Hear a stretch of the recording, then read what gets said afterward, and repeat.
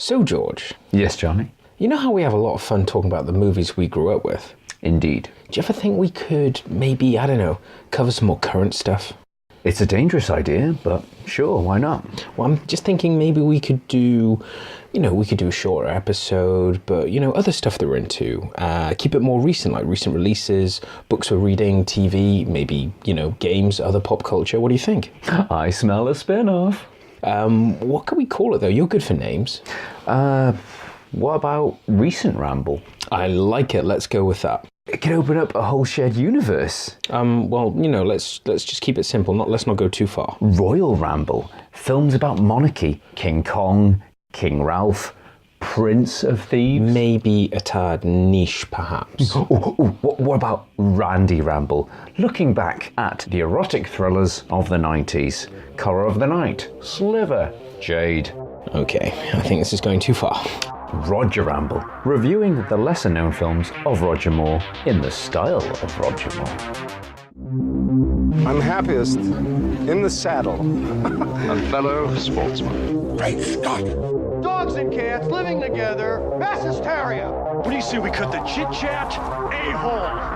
I am an FBI agent. Come with me if you want to live. Hello, I'm Charlie McGee. I'm George McGee. And welcome to Recent Ramble, the spin-off show nobody asked for. Well, we're talking about all things recent. What we're watching, Streaming, reading, playing. or looking forward to. So George, what are we discussing today? Today, Charlie, we are discussing recent release Ready Player One.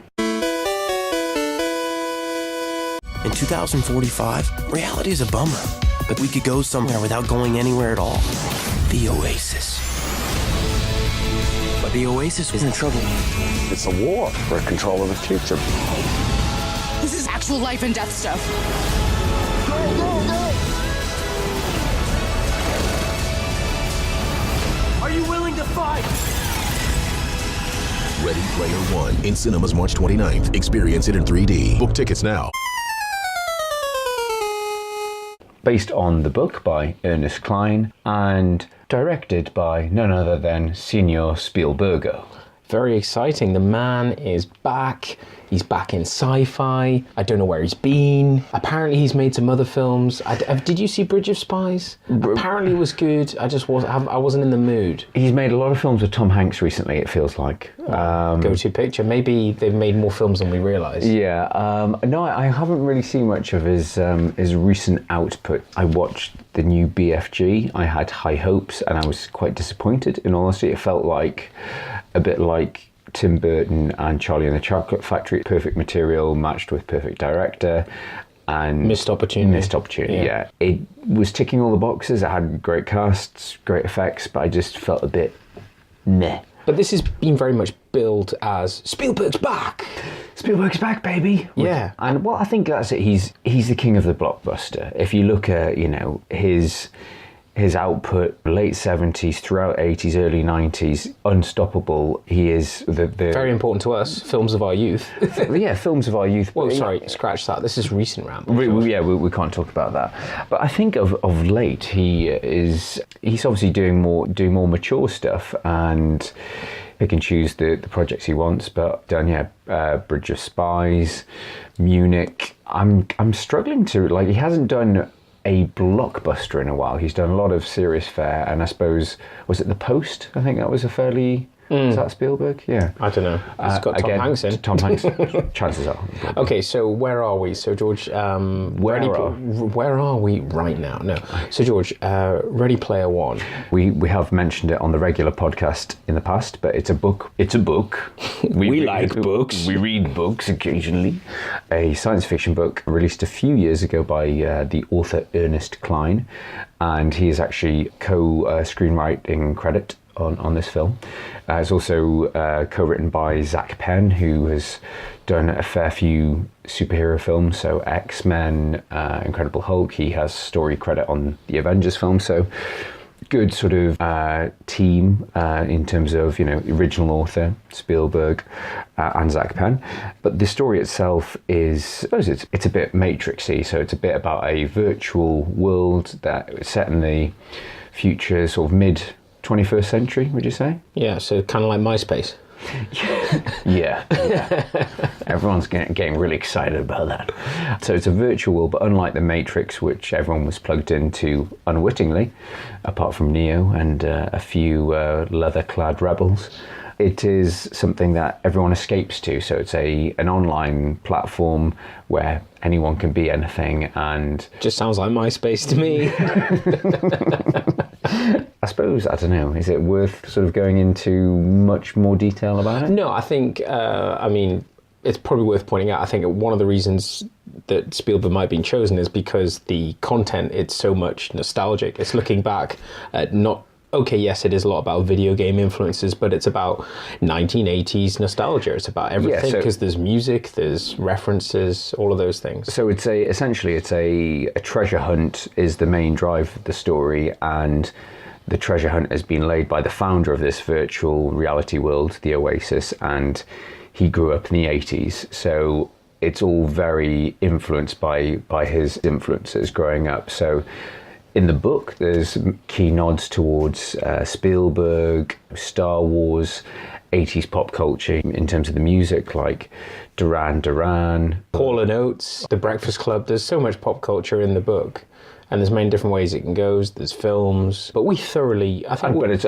ultimately, as you said to me, and it's sort of I kind of forgotten, it is purely about that classic, well, as the title would suggest, classic arcade, old school gaming. Yeah, it's about what that represented and the amount of effort that you would have to put into old school games in terms of before there were save points and memory cards. God, yeah, you just lose all your credits, go right back to the start. Yeah, have to play a game all in one go.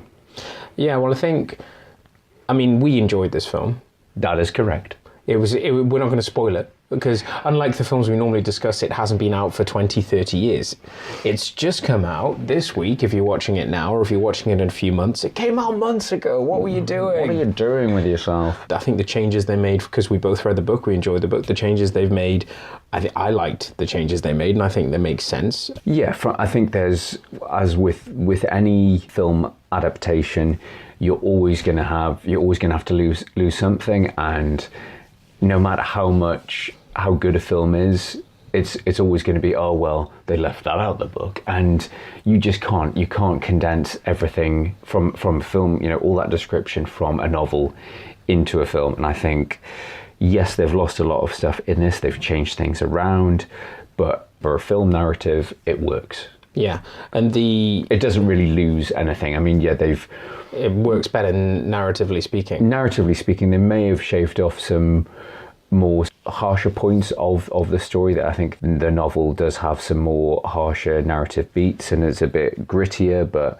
so it may have had a bit more of a Spielberg shine, but I don't think it affects the story in any way. But getting Ernest Cline back to co-write the script is it's a blessing, and I think it's more of a current trend. So Gone Girl, David Fincher film, the screenplay was done by the author, Gillian Flynn, I think it is. Mm-hmm. And I think that's, and obviously there was the 50 Shades film that was overseen by the author, who enforced that every single word of her dialogue could not be changed, and that's why the 50 Shades films are so terrible. Apparently, I haven't seen them, I haven't read the books. I'm going to call you on that, George. I watched them for research. So yeah, it seems to be more of a recent trend when it's such a beloved project. And recent enough that the author's still around and a bit more, how do I put it, a bit more aware of what goes on in Hollywood. That that a cynic might even say that probably while he was writing it, he might have been thinking, hey, one day this might get turned into a film. But or is that me being too cynical? Possibly, but I think that's it. The thing is, Ernest Cline is a massive fanboy, and that's the original source material shows that how much of a geek he is. Mm-hmm. And in terms of that, is the novel itself is pure sort of geek nirvana wish fulfillment. What if you could jump back could act out your favourite 80s film, or you could jump back and virtually play through your favourite video game. You could create your avatar, you could pimp out and an X-wing that could be your vehicle of choice and things like that. It is, I say, pure sort of geek fulfillment, and for him, he's got that. That's happened to him in reality. He's had none other than Steven Spielberg make his novel into a film, and he's got to, he hasn't signed the rights away and seen it bastardized. It's quite a faithful adaptation despite the changes. And I think, the cast is good. We've seen, I first saw Ty Sheridan in Mud. I thought he was great. I know some of the other cast have popped up. They're all quite new. Obviously, Ben Mendelsohn is Rent a bad guy, but he's so good as a bad guy. So good. I liked his hench person. Yeah, so that's TJ Miller. She could have been in it more. Oh, sorry, no, I was talking about the assassin bloke, IROC. Oh, IROC, no, he was brilliant, yeah. That's TJ Miller, who's a comedian. He's in Silicon Valley. Apparently he was in Cloverfield, but I can't remember. He's also the sarcastic, sardonic guy in Deadpool, the bartender guy in Deadpool. Ah, right, okay. But he yes. works, he's a good comic relief in this. So yeah, the cast was solid. Soundtrack, anybody we know, George? Well, it sounded familiar. There was it this?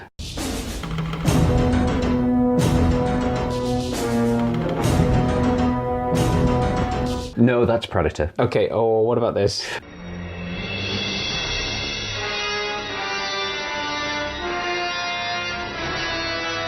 That's Back to the Future, but that is touched on several times. No, we loved it, and we kind of both looked at each other when we heard the music Our friend Alan Silvestri is back on, and it's great. I mean, it was a nice surprise because obviously Spielberg's usual go-to person is the other legend in the soundtracking world, composing world, is John Williams. Yeah.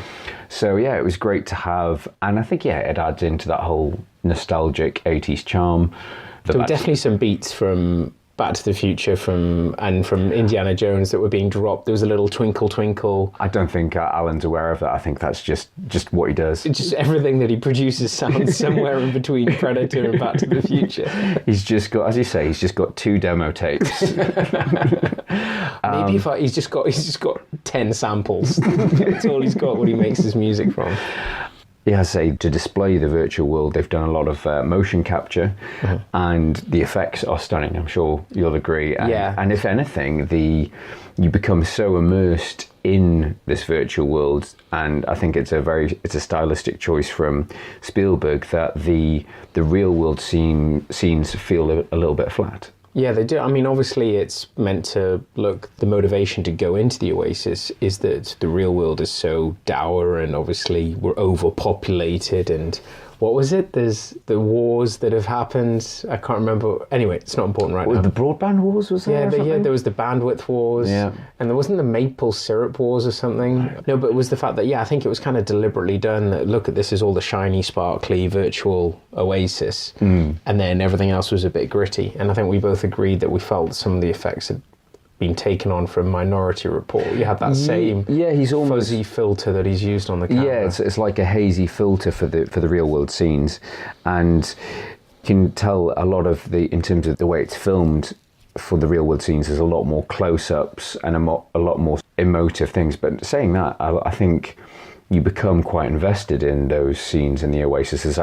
You actually enjoy them more than, I think they work better than the real world scenes. Yeah, I think we both agree on the same page when it comes to that, but it's a great film. Enjoy it. It's going to do well, not only because it's a good film, but Warner Brothers have marketed the shit out of that puppy. It is everywhere, and yeah, I'm surprised. I said when my wife asked, she said, "Oh, what are you going to see?" I was like, "Ready Player One." She just looked at me blankly, but she's not the target audience. My 9-to-5 job is in advertising, and yes, it is everywhere. It's everywhere in outdoor. It's everywhere online. That is an interesting point you raise about target audience, because we are the target audience. If you've checked out our regular podcast, we're kids of the 80s. We grew up consuming all of this nostalgia that's referred to in this film. And I just wonder, it's a solid film. I think because of the Spielberg effect and because of all the flashing bright lights and the good plot, I think it is going to do well. I think with the heavily invested marketing, it's going to do well. It's just interesting that with us being the target and not actually the target, if you know what I mean. We're the target of the source material, but this film has been marketed in such a way that it's take your kids to see it. 4 quadrants, I think they refer to it. God, you're so in the know, you know the terminology. So it's, it's kids, it's families, it's single guys. Depressed single geeks, like we were. As a couple. So yeah, it covers all bases. But yeah, I don't know, I'll be interested to see. Yeah, they've marketed the hell out of it. It's a Spielberg film, it's a good film, but whether people will buy into that, whether the whole gaming aspect, whether the geeky reference, whether it is a solid enough story that it will win over everybody, not just the hardcore fanboys like us. I think there is enough in there for everyone to enjoy. Mm-hmm. As I said to you when we walked out the cinema, if anything, that there's so many references to games, films, like so many characters popping up. You'll literally see for a second, I wanted to spend more time with those or see more of those characters, but I think that's part of the film's joy, that the film is all based around Easter eggs and seeing these characters, glimpses of all these different iconic or famous 80s and 90s characters. Spotting them on repeat viewings is going to be an Easter egg in itself. Yeah, many different Easter eggs.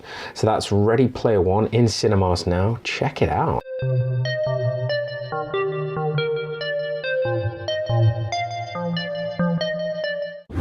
So George, you watched anything good on the old streaming box recently? TV, I recently finished the show on Amazon, American Gods, which is again based on a book. I've read some of the book, and then I saw it was on TV, and I thought I might be able to understand this better if I watch it. So yeah, it's a book by Neil Gaiman. It's a very weird book. I enjoyed it, but I also didn't completely understand it. The TV show makes a lot more sense. The TV show, again, I don't want to go into spoilers because it's recent, but it's quite American Gothic-y. There was a TV show, I think, from the 90s that we both watched called American Gothic, or Southern Gothic sort of type style, a bit Twin Peaksy. So it's all about the old gods, so old mythic gods from Egypt, from Norse mythology, Christianity, all these Greeks. No Greeks actually, or yet anyway. African gods, all sort of living in modern America, but in disguise. And so it's a very weird, twisted show. It's very sexy. It's very sweaty. A lot of TNA. A lot of weird TNA. It's unnecessary TNA like Game of Thrones. Yeah, as one of my work colleagues said, yeah, it's really good. Just don't watch it on a crowded train like I did. and he was right. There's if anyone's seen it, they'll know those scenes that I'm talking about. I really enjoyed it. It's got Ian McShane as we do love him. Lovejoy. As Lovejoy himself, who is always reliable. But the other main lead in it is, I can't remember the actor's name, but he was actually in Hollyoaks he was terrible in Hollyoaks years ago as Ricky Whittle, I think that was his name. But he's actually really good in this. Real gigs. So yeah, it's weird, it's twisted. It's got some great actors pop up in it. Gillian Anderson's in it. I like her. Crispin Glover. George McFly. Who's really weird. I think he even does that laugh. Copyright. Yeah, it's not for everybody, but I thought it made more sense of the complicated stories in the book, and I'm looking forward to series 2. Excellent. Which is currently in the works. So, Charlie, what about you? What are you watching at the moment? Well, for me, in terms of films, I've watched 2 bonkers films recently, and they are Annihilation, which is coming to a Netflix near you. And well, is that the one good sci-fi film that has gone straight to Netflix? Yes. Out of all the 6 that they've released in the past week? Well, I haven't seen it. The other one I've seen, which I think you and I both agree was bonkers in a bad way. Bobbins was the Cloverfield marketing failure. Sorry, the Cloverfield paradox. Go on our blog to read my review of Cloverfield Paradox. Yeah, enough less said about that, the better. The potential that was lost. No, Annihilation is refreshing. So that's one by Alex Garland. The guy he was the writer of Dread, and he also did Ex Machina. I don't know. You're the guy with the film. I'm asking questions and answering them simultaneously. I like the way you do that. Do I like the way he does it? I like the way you do that. You're the presenter, guy. Yeah, I'm the host with the most. Yeah, so it's refreshing. It's great to see. It's kind of like, without spoiling anything, it's a crazy play on many different sort of tropes you've seen before, but let's just say it's like 4 chicks go into the jungle like Predator. Go on. Shit gets weird. No, it's some very good performances. I just like the fact that it's quite current, and the fact that it plays with the tradition of it's always got to be a crack team of Michael Biehn and friends being sent into a... Does anyone have a chain gun? No, there's no big... Well, apart from Natalie Portman, she's the soldier scientist, but... Soldier scientist? Yeah, no, it's... great. The thing that I want to say about this film is it reminds me of films of a like sort of Sunshine or Hero. It's just visually mental. I mean, the story's great, the plot's good, keeps you thinking, and it's got a great ending, which you will remember. You don't necessarily see it coming, but it's just such a beautiful film. The effects in it are amazing, and yeah, Garland knows what he's doing. He's taking the genre to new places. It's something you think you've seen before. You've seen elements of it before, but it seems simple what he's done, but it's actually very well delivered. I know. I can't wait to see it. Ex Machina was one of my favourite science fiction films I'd seen of the past 5-10 years. He's a brilliant writer. Obviously, he wrote the novel The Beach. Yeah. And yeah, he wrote, and some say he ghost directed a lot of the Dread film, and shows he's a very talented director. He's a very smart guy, very good storyteller. I haven't actually got around to watching it because, as you're saying, it's such a visual film. I have...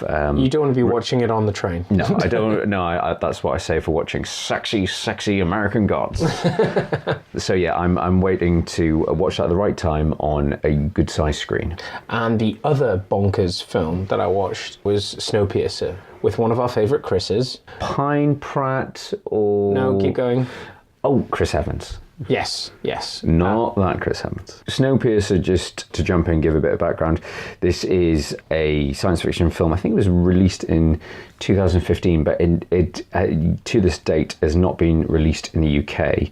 It's done by a Korean director. I can't remember his name off the top of my head, but it's supposed to be... Make one up. Boo Jong-sing. That sounds pretty close, actually. I think it's June something. Anyway, it sounds racist if we keep going on. It's from a Korean director. Highly acclaimed Korean director. Insert name here. It's got Tilda Swinton, Chris Evans. John Hurt? Yes. And many others. Jamie Bell. I was going to say... Jamie Bell from Middlesbrough. Yeah, who I just can't get enough of. I was a child actor. No, it's great and brutal. Dour. What's it about, Charlie? So it's about it's a really fun family film. Basically, everyone on Earth is dead, apart from standard. You could say post-apocalyptic. I'd say I see a lighter side to it. So they're all on this train. The train is going around the Earth, perpetual motion machine, and it's humanity's only chance to survive, and the train has everything on it, from the best things in society to the worst, and so TK Maxx, Tesco, Metro, all the like, all the equivalent that you could fit on a train. Nando's? No, there is no Nando's. You did say it was post-apocalyptic. Yeah, it is. I think that's probably where the world ended.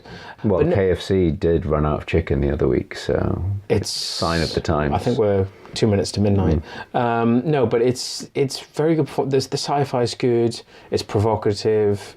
It's there's some great scenes in it, and it's claustrophobic. You get the feeling that you're on this train, and you can understand the. Did you watch it on a train? I'm starting to think I should have done, or maybe I can't be sure. That's how involving it is. But Chris Evans, Pine Hemsworth is one of them.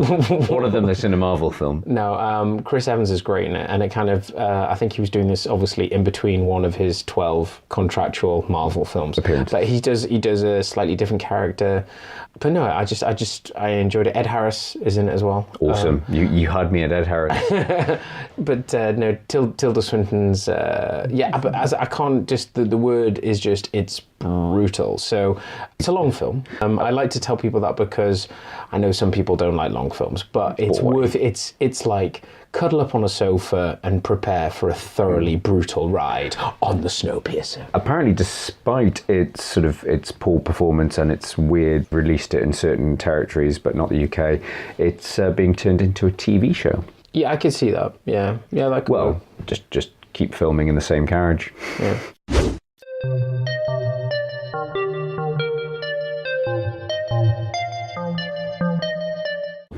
So, George, are you reading anything good at the moment? What do you got for me in terms of books? I am currently reading, well, you and I share a Kindle library, so I'm currently reading Nomad by one Alan Partridge. It's good. Which is good. It's obviously, it's not as good. I would say it's for diehard Partridge fans only. It's great Partridge. That's what you love. That's what keeps you turning the pages. I just don't like the plot. I just find the plot a bit... meh. Yeah, it's a bit meh. It's like he's walking the footsteps of his dad. I just think there was a better story there. I mean... It's a weak excuse. It just doesn't seem very linked to the character, but that didn't stop me from reading the book and laughing and giggling, laughing out loud, much to the displeasure of my fellow commuters.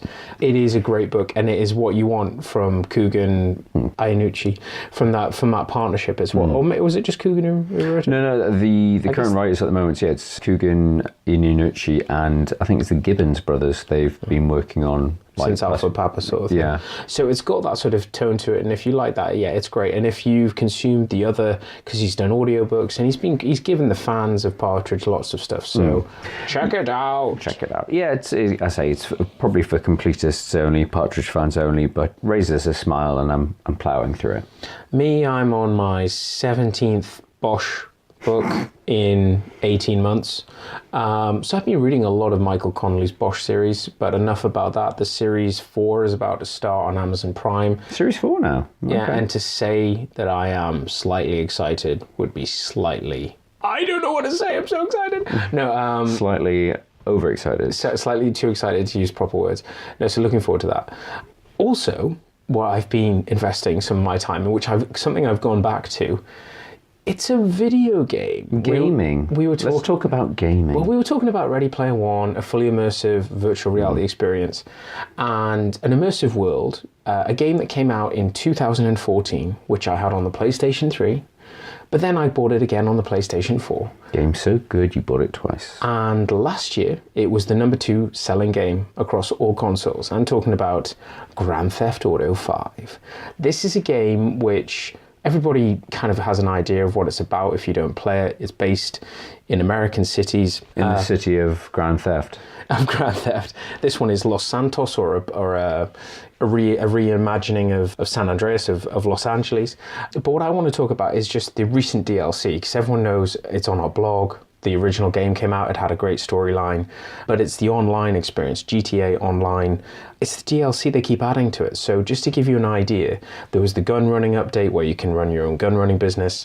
They've since released the Doomsday Scenario, which is an entire new story for online players, which involves you using your bunker and drones and AI taking over the world. It is a full-on, there is a Doomsday Scenario that you have to get involved with. But what's striking is the other pop culture that they've inserted into the DLC. So you can now get the Batmobile. Awesome. Which one we're talking about? I think it's the Tim Burton one. Tim Burton. It's kind of but that's the thing. It's like a weird mix-up of the Tim Burton one and the Tumbler. Okay. From the recent Christopher Nolan films. So you can get that. You can get the Back to the Future car, which flies and has missiles, as you'd imagine. Okay. You can get Tron bikes. Nice. There's actually a Tron game where you're playing as the Tron motorbikes cutting each other off. Wow. Which is loads of fun. What else have they added? The James Bond Lotus that can go underwater. The Esprit. Yeah, the Esprit. And then there's obviously loads of other like crazy helicopters. They've brought back the Hydrojet from the GTA 3, so you can actually hover. Because they had normal jets. So what I mean is this game's been out forever. It's been, in gaming terms, 4 years. And I've gone back to it. I admit I've spent another 40 quid on it to get credits to buy the stuff that you need to enjoy the DLC. But weren't you saying to me that the DLC itself is free? So unlike all of the DLC is free. You can either grind away and earn the cash and play loads of missions and take part in it, or what they're hoping is that you start seeing how good the levels are. You want a bit of it yourself, and to speed that up, you can pay £7 or £13. Or what I did, I got the Criminal Enterprise Starter Pack, which saves you like over 10 million in-game credits. That was 25 quid. And then I got 15 quid's worth of credit cards. Now you could say, oh, well, you're just, that's a pay-to-play cynical aspect. Like, I bought this game 4 years ago and it's still going strong. So to invest another 40 quid, and I'm playing it every week now. So unlike the recent Star Wars game, but was it Battlefront 2 that got into hot water because they released pretty much half a game and then expected you to buy add-ons and credits and characters? They came out with this thing so you could play the game. Loot boxes, was it? Yeah, it was all loot crates. So basically, if you wanted anything, like you could just, the more money you spent, you get a loot crate and you didn't know what was in it. So it'd either be improved advanced torpedo missiles or reinforced hull or speed, that sort of thing. But each time you'd have to pay to get these credits. So it was effectively gambling. Yeah, because it wasn't guaranteed what you were getting. Yeah, and it wasn't enforced by the gambling games. But that's what's really cynical, is that the problem that the uproar was caused by Battlefront 2 was not because the game had gambling, it's because the game had gambling in it and it didn't have a gambling license. So if they got a license, they would have got away with it. Do you know what I mean? So that's what's very cynical. But no, just wanted to say, the reason I think it's relevant to our recent Ramble chat, that if anybody is going to come up with an Oasis, like virtual reality thing, where you can be whatever you want, because, I mean, you can be anything in GTA now. It's going to be Rockstar. It's going to be these guys, because you can have apartments, as I say, at the moment, I have so many different businesses going. I've got to work out which is my real life business and which of my businesses in GTA. No, but it's good fun, loads of different, all the multiplayer modes. You can actually play just like Call of Duty type games, you can do racing games, or you can do the missions, you can do the heists, or you can do this new crazy doomsday scenario. It's the game that just keeps on giving, and they've kept everybody in thrall for 4 years, and they're coming out with Red Dead Revolver, Red Dead Redemption 2 is coming out, so very much looking forward to that. Can't put a foot wrong, Rockstar. Yeah. Anything else you want to bring up? No, I think that's it. I think we've rambled on about recent events enough. Yeah, so this was just something that we thought we'd try. We weren't sure if it'd be very good. We might not do it again. No, I enjoyed it. I think it's important that we can't spend all our lives in the past. Yeah. I mean, these things are still of interest to us, so we're going to discuss them. We're going to record them. We're going to put them on cassette, and then we're going to keep posting them out to you via mail. And if you listen to them, then great. Yeah. If not, we've just, we're making a lot of cassettes, and we'd appreciate if you sent them back. We'll move on to mini disc when the time is right. It's such an unappreciated format. So, well, I think, that's it. So I've been George McGee. I've been Charlie McGee. Thank you for listening. We are on all the social media channels. Delete Facebook. But before you do, please like our podcast. But no, more importantly, we are on Spotify. We're on Libsyn, iTunes, Google Play, and we're on YouTube. And we can obviously all be accessed through our website, retroramble.blog. Thanks a lot. See you later. Okay. George, what are you wearing? My conversation hat.